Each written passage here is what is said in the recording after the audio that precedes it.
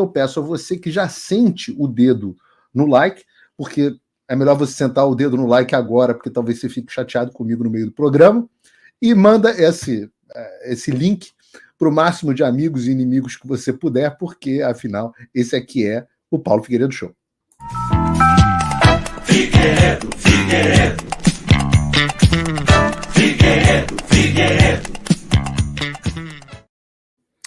E nessa semana eu abri uma nova conta naquela rede social, aquela que era do passarinho azul, e agora tem as iniciais da Xuxa, mas não são satanistas. Então o link para me seguir está aqui na descrição, se você quiser me seguir nessa rede da Xuxa.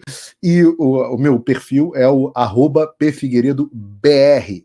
E eu estou muito feliz porque em 24 horas a gente bateu quase 50 mil inscritos e hoje a gente está transmitindo o Paulo Figueiredo Show por lá também, além da mais uma das fontes de transmissão.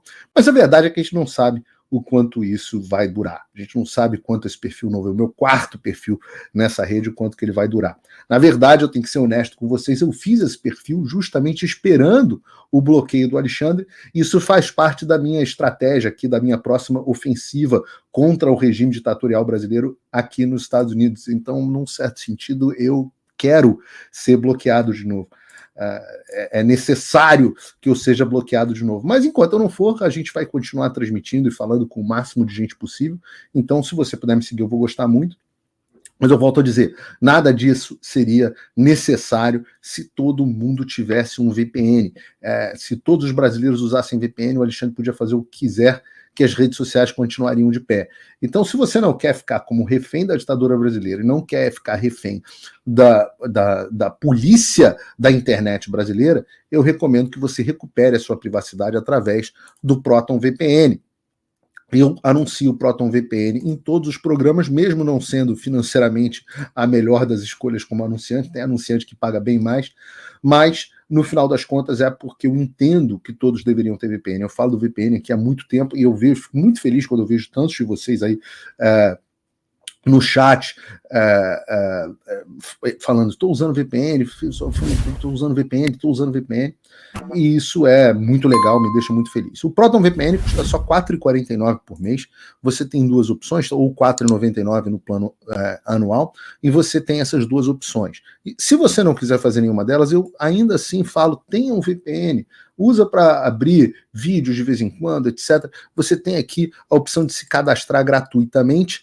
E se você clicar aqui, ó, se você olhar aqui na tela, aqui embaixo tem um link aqui pequenininho, cadastre-se gratuitamente. Aí você pode usar a versão free. Você tem que continuar com o Proton VPN free ou obter o Proton VPN Plus, que é o que eu recomendo, vale muito a pena aqui. Tô vendo o pessoal, Proton VPN, uso o VPN Proton, estou aqui com o VPN, já tenho desde o começo de 2023, eu uso o Proton VPN graças à sua indicação. Boa tarde, Rio de Janeiro com Proton VPN, utilizo o Proton, VPN direto, VPN, um monte de gente colocando aqui, e todos os programas eu sempre olho aqui e vejo que a gente tem aí já algumas centenas de pessoas que estão conectadas via VPN.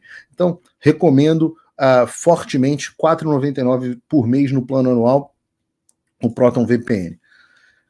O link está aqui na descrição, se você baixar pelo link, você ajuda aqui o canal. Bom, vamos falar sobre manifestação, e hoje vai ser um papo meio de adulto, então as pessoas podem ficar meio chateadas e tal, mas de tempos em tempos a gente tem que ter esse papo, que nem sempre agrada muitos da audiência, principalmente aquelas pessoas que têm uma necessidade de senso de pertencimento, né? O que é senso de pertencimento, Paulo? Senso de pertencimento é aquilo que o ser humano, chama sense of belonging em inglês, é aquilo que o ser humano tem naturalmente. O ser humano tende a querer se identificar, um ser gregário, e ele tende a querer... Deixa eu ajeitar só isso aqui na câmera. Ele tende a querer se identificar com um grupo. Então, muitas pessoas, o natural é que o seu senso de pertencimento seja a comunidade que você faz parte, né?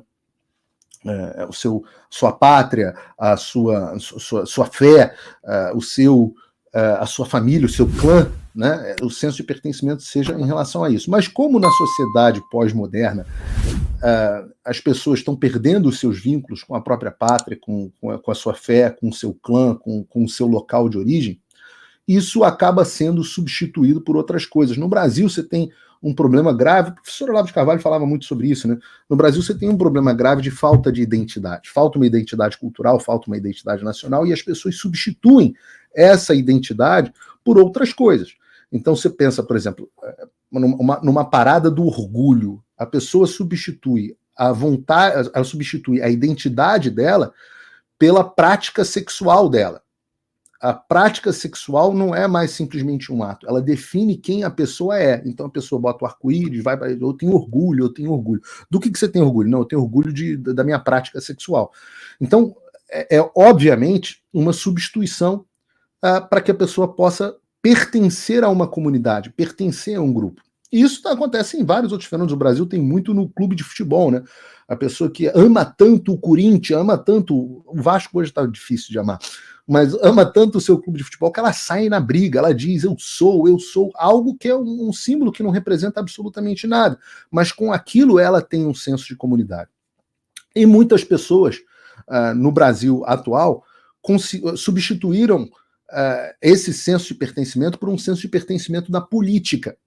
Então a pessoa vê as coisas que estão erradas na política e ela se posiciona dizendo eu sou tal, eu sou de direita, eu sou de esquerda. E aí as pessoas ao entorno batem palma para ela se sente acolhida, ela se sente feliz e ela se sente, bom, eu faço parte de algo.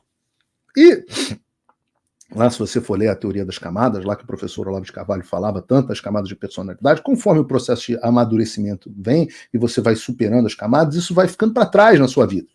Você chega no Dom Quixote, né? Eu sei quem sou, eu sei quem eu sou, eu já sei quem eu sou. E eu demorei muitos anos para descobrir quem eu era, para não precisar mais ficar dentro de um rótulo X ou rótulo Y. E isso tem tudo a ver com o que eu vou falar sobre manifestação.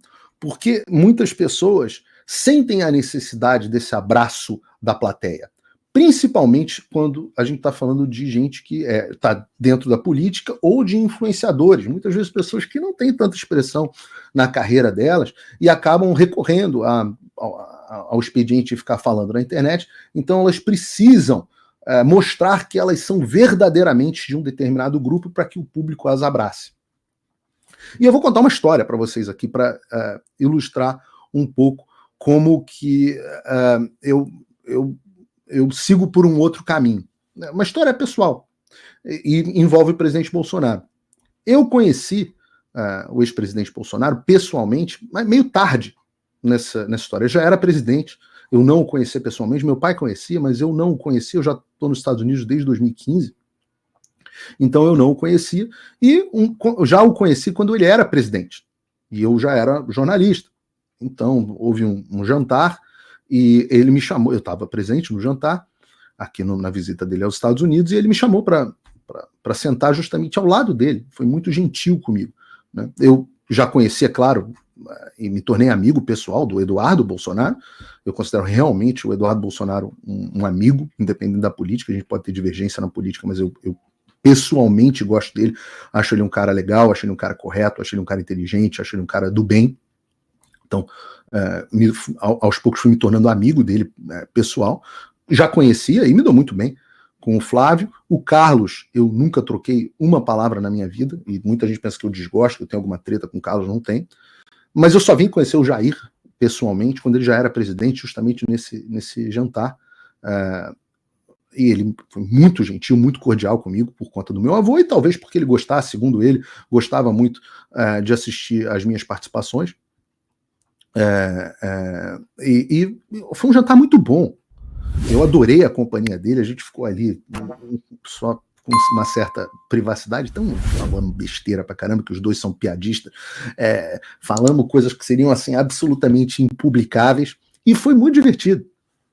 Mas uma das coisas que eu disse a ele, né, conversamos sobre política, óbvio, estratégia, etc. Mas uma das coisas que eu disse para ele foi a seguinte: eu falei, olha, presidente, eu preciso ser honesto, preciso tirar uma coisa aqui do caminho. Muitas vezes o senhor vê, né, que eu critico as suas atitudes e tudo mais, então eu queria deixar claro para não haver mal entendido na nossa relação. Eu queria dizer que eu não sou bolsonarista. E ele riu, ele falou, não, esse negócio de bolsonarismo é uma besteira, não sei o quê, blá, blá, e eu concordei com ele, mas eu falei, não, mas deixa eu explicar. Eu quero te dizer por que eu apoio. Por que eu te apoio? Por que eu sou obrigado a te defender com tanta frequência? Eu estou na Jovem Pan te defendendo, mas por que eu estou fazendo isso? Eu estou fazendo isso porque eu defendo o que eu acho que é o certo e verdadeiro. E como você talvez seja a figura mais caluniada, com tanta mentira, tanta difamação maldita na imprensa, eu sou obrigado a te defender. Eu sou obrigado a te defender. Por um dever moral. Porque eu tenho a capacidade de fazê-lo e porque eu devo fazê-lo. E a defesa, o apoio, ele acontece porque eu acho que o senhor muitas vezes defende o que é o correto e eu defendo as mesmas coisas. Então nós estamos alinhados. Mas a sua opinião não altera a minha. Então, se amanhã o Bolsonaro decidir que aborto é bom, eu não vou passar a defender o aborto. Eu não vou relativizar minha posição em relação ao aborto. E o mais bacana dessa conversa foi que ele concordou com isso. Ele não levou isso a mal. Não levou. Vários dos apoiadores dele levam a mal, mas ele não. E depois disso, a prova de que ele não levou a mal é que depois disso nós estivemos juntos várias vezes, de forma pessoal, jantamos juntos, etc. E me deu entrevista, que todos vocês assistiram lá com o Pilhado, e nós conversamos bastante durante um tempo, e nós estivemos juntos realmente várias vezes, e eu desenvolvi um apreço pessoal por ele. Eu gosto muito pessoalmente dele. Eu acho difícil não gostar do Bolsonaro, para dizer a verdade, se você o conhece. E eu não conheço todos os lados dele, né? Mas eu tenho muito apreço por gente que é simples e autêntica, etc, etc. E eu acho que ele é o que você vê, pelo menos se mostrou para mim sempre assim.